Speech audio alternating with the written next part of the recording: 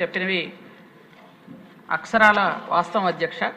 అయితే మనకి బైఫర్కేషన్ అయినప్పటికీ ఈ రోజు దాకా ఈ పథకం మాత్రం బైఫర్కేషన్ అవ్వలేదు అధ్యక్ష.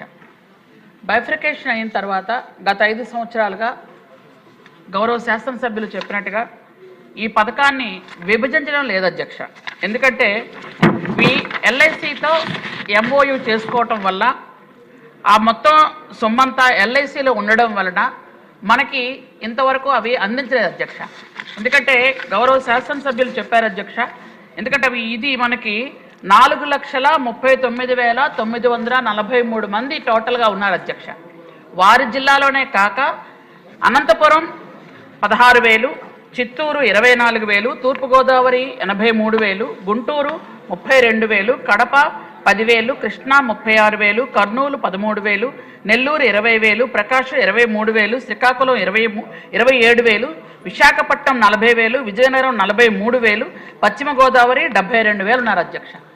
అయితే అధ్యక్ష ఈ పథకాన్ని 2005లో మొదలుపెట్టడం జరిగింది అధ్యక్ష. అంతకుముందు గౌరవ ముఖ్యమంత్రి నారా చంద్రబాబు నాయుడు గారు ఈ పథకాన్ని ఎలా అంటే ఆడపిల్లలు స్కూల్కి వెళ్ళట్లేదు అని, వాళ్ళు స్కూల్కి వెళ్తే వాళ్ళకి స్కూల్లో మనం ఏమాత్రం ఎంతైనా కొంచెం ఆర్థిక సహాయం చేస్తే స్కూల్కి వెళ్తారన్న ఉద్దేశంతో ఆ రోజు ఏంటంటే స్కూల్కి వెళ్తున్నటువంటి పిల్లల్ని స్కూల్లో జాయిన్ చేసిన వెంటనే వాళ్ళకి 500 రూపాయలు ఇచ్చేవారు అధ్యక్ష.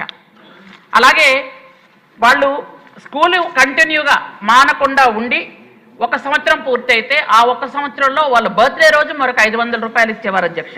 అలాగే 7వ తరగతి పాస్ అయిన వెంటనే 500 రూపాయలు ఇచ్చి 8వ తరగతి, 9వ తరగతి, 10వ తరగతి 3 తరగతులకి 1000 రూపాయలు లెక్క ఇచ్చేవాడు అధ్యక్ష. ఆ తర్వాత 18 సంవత్సరాలు పూర్తయినాక 20,000 రూపాయలు ఇచ్చేవారు అధ్యక్ష. ఆ 18 సంవత్సరాలు పూర్తయిన తర్వాత వాళ్ళు ఇంటర్మీడియట్ ఖచ్చితంగా చదివి ఉండాలి.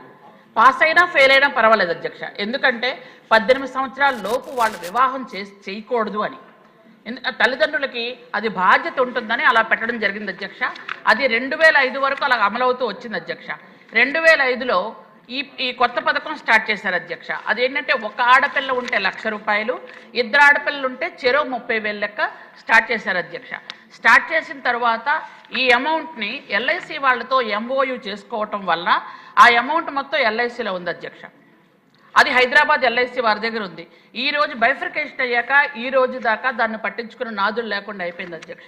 ఇప్పుడు మన అధికారులు కూటమి ప్రభుత్వం వచ్చిన తర్వాత మన అధికారులు ఇప్పటికీ హైదరాబాద్లో ఉన్నటువంటి శిశు సంక్షేమ శాఖ అధికారులతో ఇప్పటికే 4 సార్లు కూర్చొని మీటింగులు జరిపించారు అధ్యక్ష.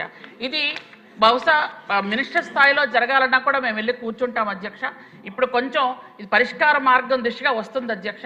అది అయిన వెంటనే ఈ అమౌంట్ని ఆ పిల్లలందరికీ ఇవ్వాలనే ఉద్దేశంతో ఈ ప్రభుత్వం కృతజ్ఞత నిశ్చయంతో ఉంది అధ్యక్ష.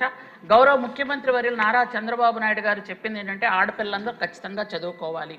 ఇంతకు పూర్వం ఎలాగైతే అంటే 2 పిల్లలు అనేది ఇప్పుడు